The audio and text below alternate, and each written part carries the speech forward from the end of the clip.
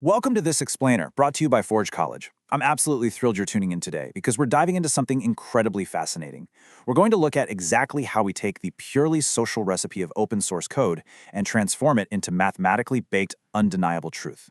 Think about it for a second. The whole open source community is built on collaboration. But when it comes down to actually running critical software, collaboration alone just isn't enough. We need undeniable technical proof. That's a concept we call transparent execution. And today, we're going to unpack the actual design patterns that make it possible. So let me ask you a question. How do you actually prove a digital outcome? Imagine you've just downloaded a brand new piece of software. It claims to be open source, and the public repository looks pristine. But how can you be absolutely sure that the software you just installed was baked exactly according to that public recipe? How do you know for sure that some malicious baker didn't sneak in a few secret ingredients, like, say, a backdoor or a hidden tracker, right before serving it up to you? If we can't answer that question with absolute certainty, the whole foundation of decentralized trust starts to wobble. Here's our roadmap for today's explainer. We're going to start by moving beyond the honor system, then we'll construct the 3 layers of transparency. After that, we'll dive into the specific patterns for provable execution, test them out in a real-world scenario, and finally, wrap things up with a look at community governance. All right, diving right into Section 1, Beyond the Honor System. This is where we figure out how to bridge the gap between human intentions and concrete reality. Now, there's a really fascinating contrast we need to talk about here. In our previous discussions on open source collaboration, we leaned heavily into social norms, right? We looked at public issue trackers, pull requests, changelogs, and don't get me wrong, those are phenomenal tools. But at the end of the day, they just represent intent. They tell us what the developers planned to do. On the other side of the coin, we have technical proof. This is the moment we stop taking people at their word. We need strict, observable technical artifacts. We're talking checksums, compiled binaries, things that mathematically confirm that the actual tangible outcome perfectly matches the community's intent. Because let's be real, the honor system is great for brainstorming, but it is absolutely terrible for security. Which brings us to Section 2, the 3 layers of transparency. This is the foundational framework that makes execution completely observable and verifiable. Think of the journey from an initial idea to mathematical proof as a bridge. Step 1 is the human process layer. This is your pull request review, the public changelog, the human sign-off. It basically explains the why. Step 2 is the artifact layer. This is where we actually get tangible outputs to inspect, like the final release download or a signed binary. And finally, Step 3 is the machine-verifiable layer. This right here is the holy grail. This includes deterministic builds and reproducible environments that allow a completely independent third party to recreate the exact same outcome from scratch. You literally need all 3 layers. The human process explains the rules, the artifacts give you something to test, and the machine verification proves without a doubt that the rules were followed. Moving right along to Section 3, Patterns for Provable Execution. This is where we get into the specific engineering blueprints that make all this transparency happen in the real world. Okay, so the absolute most crucial concept to understand here is the deterministic build. Imagine you're baking a cake. If I give 10 different people the exact same recipe, I'm probably going to get 10 slightly different cakes. Maybe someone's oven runs a bit hot, or someone used a different brand of flour. That right there is environmental chaos. In software, it's the same thing. If a compiler uses a random timestamp or pulls a slightly different background library, the final compiled binary is going to look completely different, even if the underlying source code was identical. A deterministic build solves this by pinning down every single kitchen variable.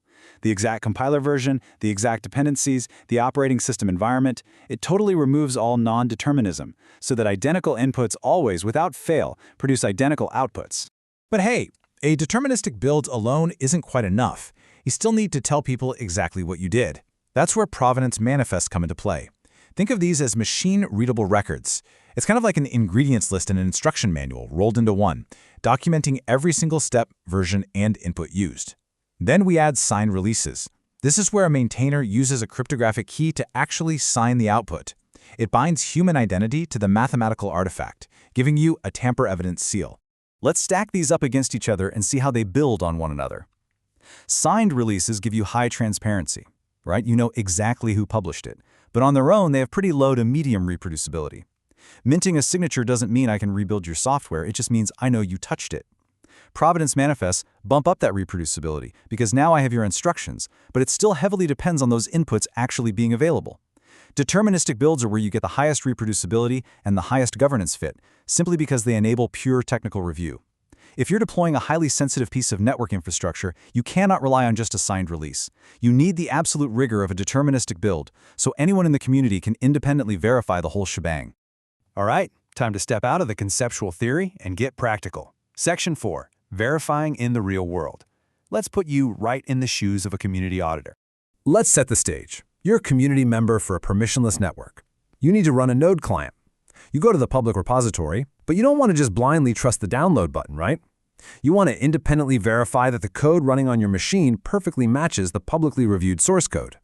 To do this, you're going to need to gather 3 things: the published build manifest, the signed binary release, and a small verification utility script.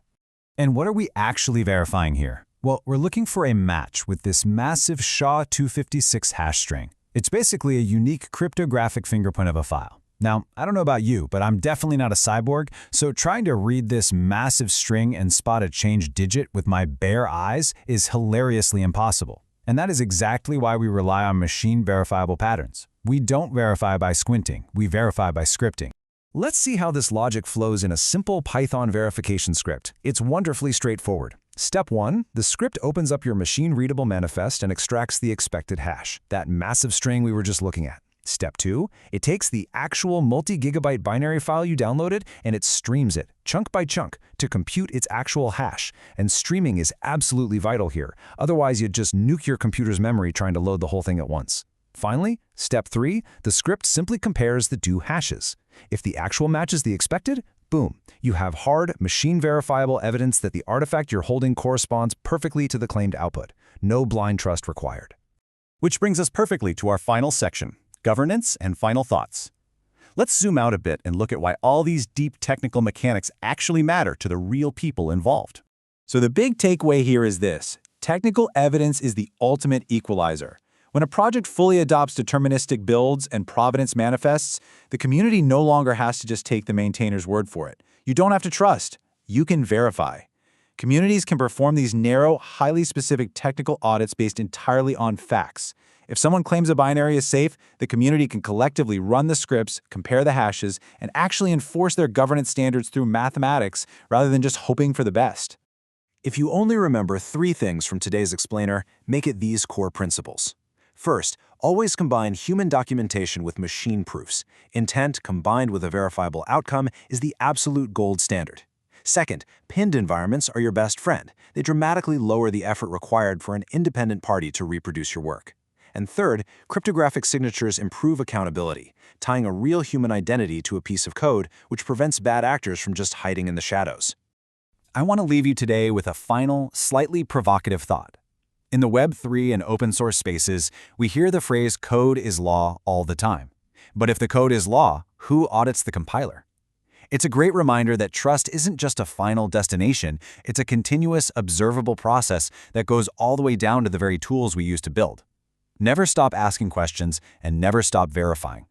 If you found this explainer helpful and you want to dive deeper into these technical layers and other Web3 related topics, I highly encourage you to visit forge.college. There is a massive wealth of educational resources just waiting for you there. Thanks so much for learning with us today.